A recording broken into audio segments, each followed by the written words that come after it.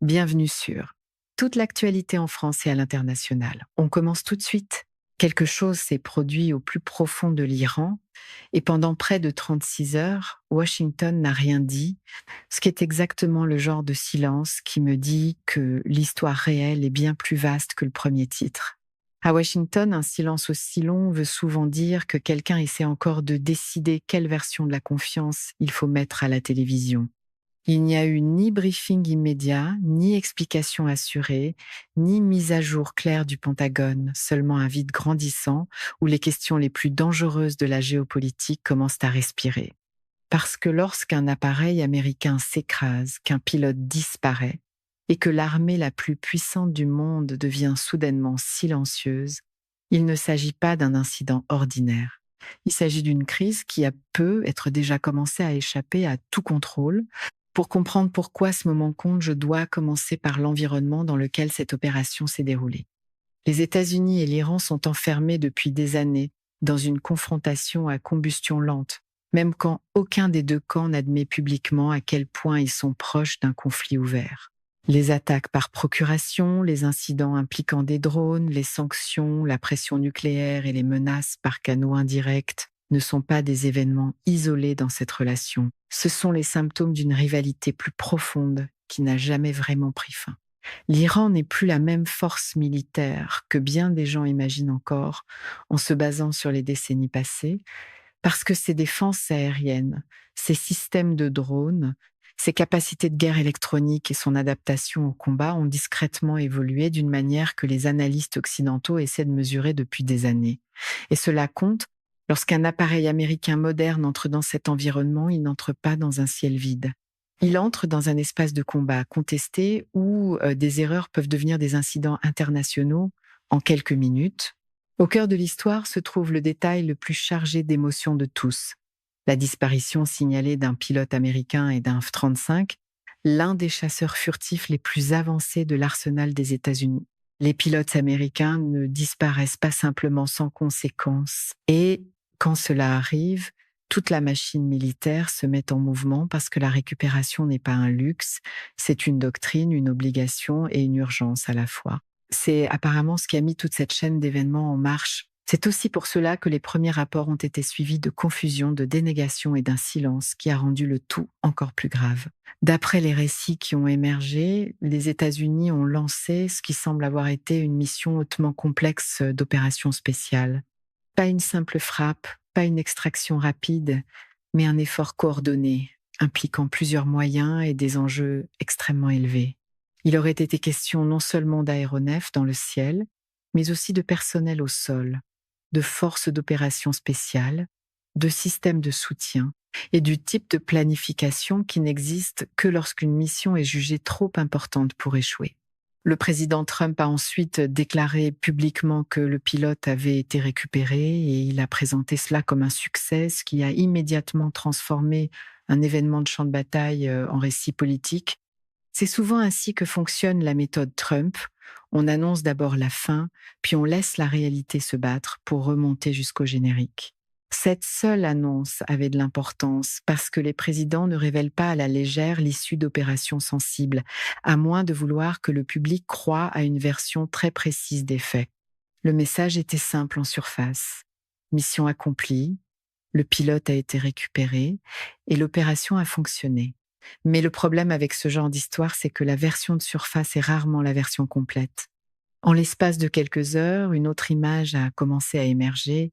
Et elle ne venait pas seulement de la propagande hostile ou d'une récupération politique prévisible. Elle venait des fissures même de l'information. Des rapports ont fait état d'au moins 2 appareils américains C-130 détruits. Et si ce détail est exact, il change de manière très grave tout le sens de la mission. Une armée ne détruit pas ses propres appareils parce que tout s'est déroulé sans accroc. Elle le fait quand la situation devient trop dangereuse pour permettre que du matériel sensible tombe entre les mains de l'ennemi.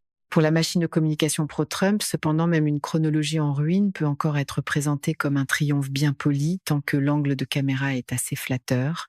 C'est le dernier geste d'une mission qui a suffisamment mal tourné pour que la récupération et le déni deviennent plus importants que la préservation. Puis est venu le rapport selon lequel un haut gradé américain, un colonel, avait été gravement blessé pendant l'opération, ce qui a immédiatement fait passer le niveau d'inquiétude d'une complication tactique à un danger de niveau commandement. Dans le langage militaire, un colonel gravement blessé n'est jamais un petit détail, parce que cela signifie que les responsables de la mission étaient assez près de l'action pour être eux-mêmes en danger réel. L'état du pilote est lui aussi devenu une part de l'incertitude, parce que même si le sauvetage a été annoncé, d'autres rapports ont laissé entendre que la situation était bien plus fragile que ce que le public était amené à croire. C'est le problème quand la communication gouvernementale emprunte le ton d'une campagne. La formule qui arrache les applaudissements arrive d'abord et la réalité médicale arrive plus tard, sans projecteur. C'est pour cela que l'expression selon laquelle le pilote pourrait ne pas survivre a commencé à apparaître dans la couverture médiatique. Parce qu'à partir du moment où un sauvetage devient médicalement instable, l'histoire cesse de parler d'extraction pour commencer à parler de survie. Et puis il y a l'élément le plus frappant de tous, le silence officiel de l'Iran. Il n'y a pas eu de parade d'équipements capturés à la télévision, pas de discours de victoire théâtrale, pas de revendications immédiates qui les auraient enfermés dans une position juridique et diplomatique qu'ils ne voudraient peu être pas assumée. Ce silence n'était pas une faiblesse, c'était une stratégie. Parce que moins l'Iran admet officiellement, plus il garde de marge de manœuvre. En droit international, reconnaître ouvertement la détention d'un pilote militaire américain déclencherait des obligations, un examen attentif et des pressions qui pourraient forcer des réactions qu'aucun des deux camps ne souhaite peu être en ce moment. En restant silencieux, l'Iran préserve un maximum de leviers avec un minimum d'exposition. Et c'est une tactique classique de zone grise utilisée par des États qui comprennent que l'incertitude est elle-même une arme. Ils peuvent nier, retarder, négocier ou relâcher plus tard, et chaque option leur donne un type de pouvoir différent selon la réaction de Washington. L'histoire me rappelle aussi que ce n'est pas la première fois que l'Iran humilie Washington dans le domaine aérien, parce qu'il y a déjà eu une période où un drone américain avancé a disparu dans des circonstances contestées avant de réapparaître en Iran, avec un récit complètement renversé. Cet épisode antérieur a changé la façon dont les analystes regardaient l'équilibre des forces, parce qu'il a montré que l'avantage technologique de l'Amérique ne se traduit pas toujours par un contrôle incontesté. Maintenant, le même type de question revient. Sauf que cette fois, les enjeux sont encore plus élevés parce que l'actif en question n'est pas seulement un drone, c'est un pilote, un avion de chasse, et la crédibilité d'une mission liée à l'un des rivaux les plus sensibles du monde. Quand je prends un peu de recul et que j'examine le moment choisi, l'annonce tombant un dimanche n'a rien d'aléatoire. Cela ressemble à un geste posé à l'intérieur d'un cycle médiatique soigneusement contrôlé.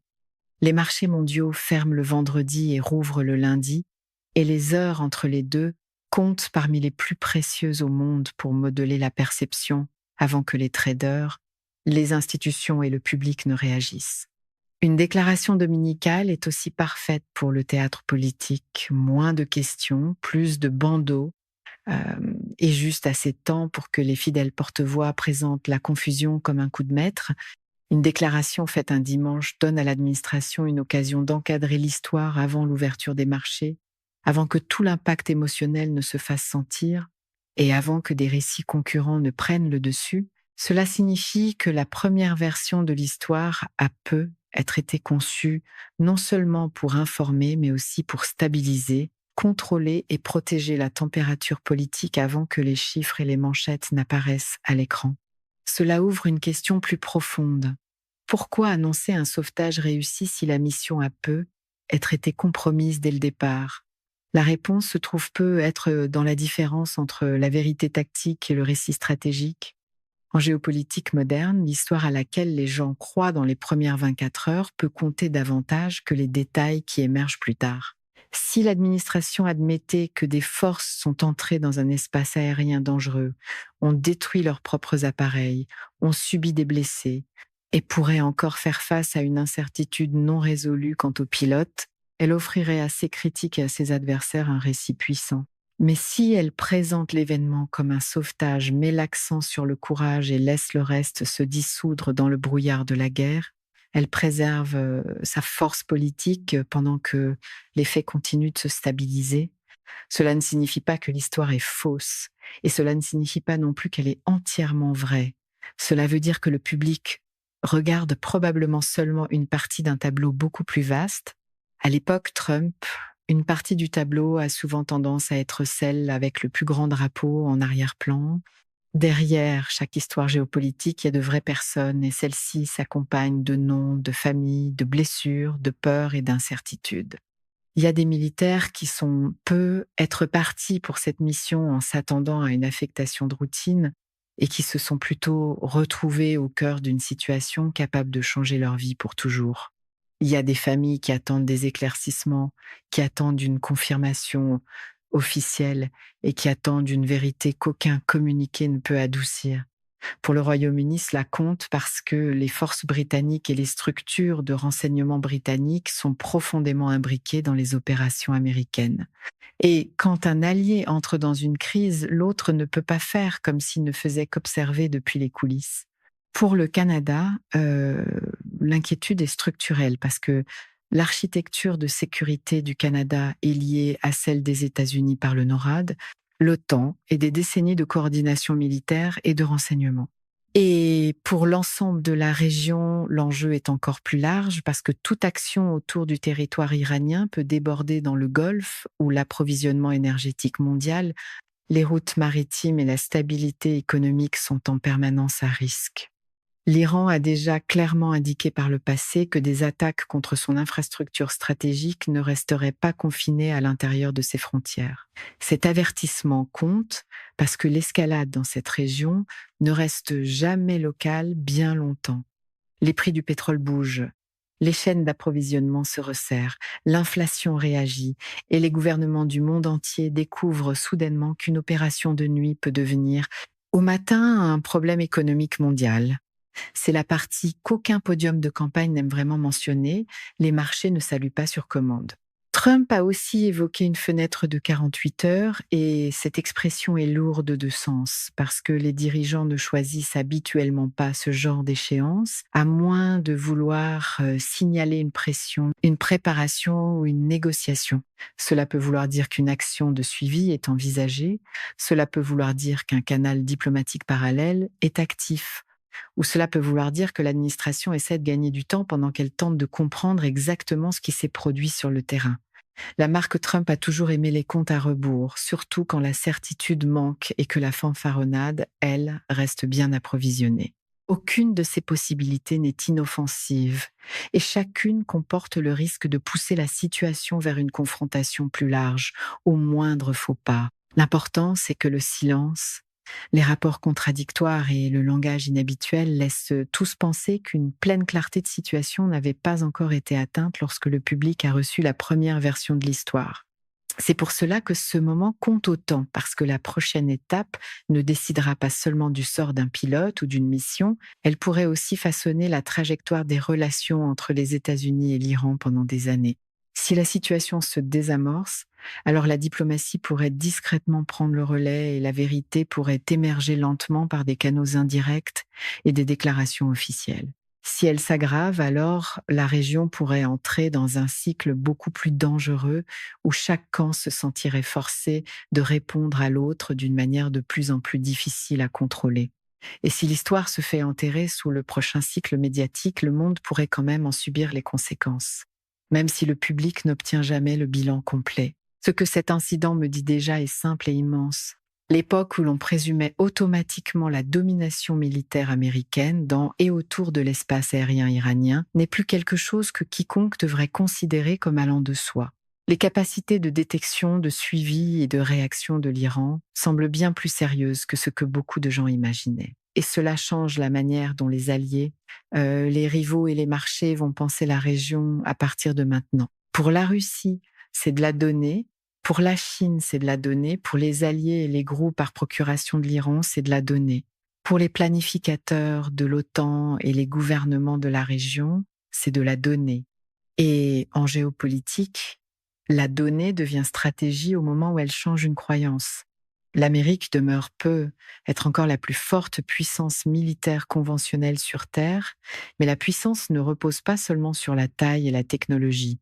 Elle repose aussi sur la performance, la crédibilité et sur ce que le monde pense que vous êtes réellement capable de faire quand vous êtes mis à l'épreuve. C'est pour cela que cette histoire est tellement plus vaste qu'un seul appareil, un seul pilote ou une seule nuit en Iran. Parce qu'au fond, il s'agit de confiance, de dissuasion, de contrôle du récit et du futur équilibre de la peur au Moyen-Orient. Et dès que le contrôle du récit devient le principal champ de bataille, le camp Trump rate rarement une occasion d'arriver trop habillé pour la conférence de presse. En ce moment, les faits demeurent incomplets. La version officielle et la version qui émerge ne concordent pas entièrement, et le monde reste à l'affût du prochain geste. Que ce prochain geste soit diplomatique, escalatoire, ou qu'il s'agisse d'une autre déclaration soigneusement mise en scène, une chose est certaine, l'histoire n'est pas terminée et les décisions prises dans les prochaines heures pourraient résonner pendant des années. C'est la fin de ce bulletin d'information. N'oubliez pas de vous abonner pour ne rien manquer de l'actualité en France et dans le monde. Merci de nous avoir suivis. Au revoir, à bientôt.